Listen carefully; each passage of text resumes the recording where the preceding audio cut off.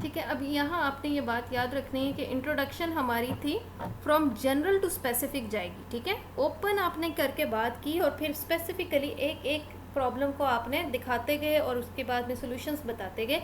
Conclusion में आप क्या कर रहे हैं कि स्पेसिफिक से जनरल की तरफ आ रहे हैं, यानी जहाँ से बात शुरू की थी लेके वहीं पे वापस जानी है, लेकिन उसको एक एंडिंग देते हुए। ठीक है, तो it should restate your answers to the question, एक तरह से वही बात रिपीट हो जाएगी। Resummarize the main points. ठीक है, वही बात ऐसे में आपने बताया था कि मैंने बातें कौन सी करनी है। ठीक है, इसमें क्या क्या जिक्र आएगा, किन पॉइंट्स को मैं लेके चल रहा हूँ जो मेरी आउटलाइन में थे, और कंक्लूजन में आपने वही बातें करके तो लेकिन उसका वे फॉरवर्ड देना है आगे। समझ? Resummarise the main points and include a final broad statement about possible implications. ठीक है, फ्यूचर डायरेक्शंस कि क्या करना चाहिए for research to qualify the conclusion etcetera.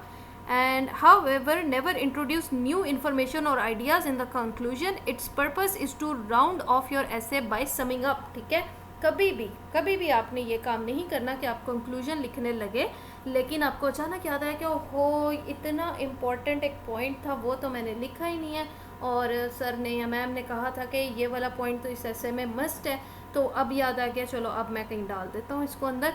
ये काम कभी भी कंक्लूजन में नहीं करना। हाँ, आप ये अज्यूम कर सकते हो कि हो सकता है एग्जामिनर ने मेरा पूरा ऐसे ना पढ़ा और कंक्लूजन में आके वो ये पॉइंट देखे तो वो ये समझे कि मैंने कहीं किया हुआ है, लेकिन नेवर अंडर एस्टिमेट जो एक पेपर चेकर और एक टीचर की जो आंख होती है ना, वही कहते हैं ना कि उस्ताद के साथ भाई उस्तादी ना करना। तो ये काम नहीं करना आपने शुरू में ही अपने पॉइंट्स एक जगह कहीं लिख लें, रफ कर लें, और जब आप अपना पूरा ऐसे लिख लें ना, आई विल एडवाइस यू कि आप ऐसे लिखने के बाद आउटलाइन बनाया करो। ये एक अच्छी अप्रोच होती है। इससे ये होता है कि आपकी आउटलाइन ना नीट बनती है। जब आप आउटलाइन पहले लिख लेते हो ना, ऐसे लिखते हुए आपके ऊपर वाकई ख्यालात नाजिल होते हैं। जब आप लिख रहे होते हो ना तो एक बात से दूसरी बात निकलती चली जाती है, आप एक फ़्लो में मूव कर रहे होते हो तो चीज़ें पर्सपेक्टिव में बैठने लग जाती हैं लिखते लिखते।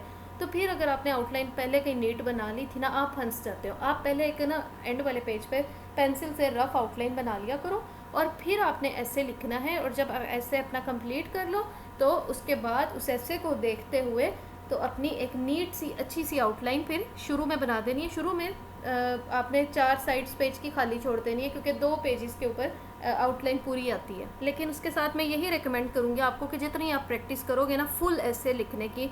अब मैं जैसे एवेल्यूएशंस भी कर रही हूँ बच्चों की, तो मुझे ये बात नज़र आती है कि जहाँ पे आप लोग मेरे अलावा भी जहाँ पे चेक करवा रहे होते हो, अमूमन यहाँ ये हो रहा होता है और शायद टीचर्स को भी इजी लगता है कि वो आपको आउटलाइंस लिखवाते रहें, वो आपको फुल फ्लैज ऐसे मतलब रिकमेंड इस तरह नहीं कर रहे होते कि डेली बेसिस पे।